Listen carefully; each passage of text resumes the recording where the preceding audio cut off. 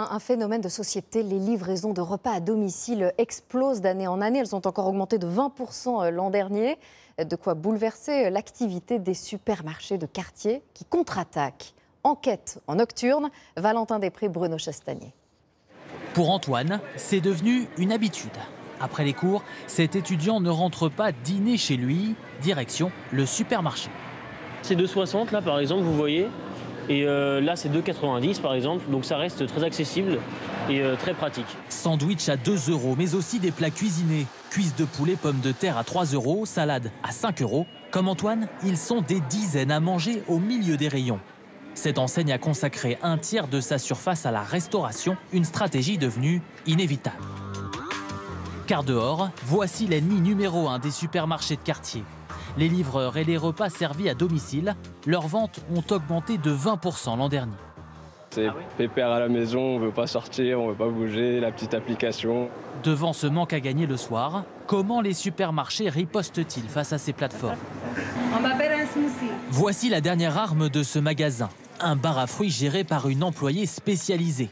Contrairement aux repas commandés sur Internet, les clients voient ici exactement ce qu'ils vont manger. Ils voient la préparation se faire derrière eux, donc il y a une petite dimension spectacle et rassurance de voir les plats être préparés juste devant vos yeux. Rassurés, car l'enseigne le sait, ceux qui viennent manger ici passeront sûrement aussi par les rayons.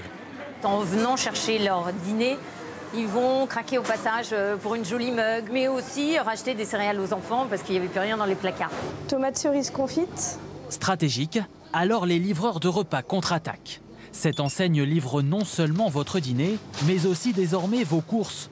350 références sont disponibles à la vente. Là, le client, il a commandé du fromage, des champignons, des cuisses de poulet, des pommes de terre, du raisin, du vin, des confitures, du miel, à peu près pour tout son usage quotidien finalement. Et ça marche, un tiers des commandes contiennent désormais des courses. Une façon de se substituer aux épiceries.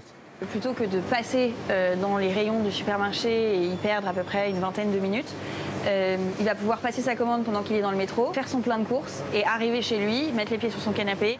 Pratique, à condition d'avoir chez soi une cuisine équipée.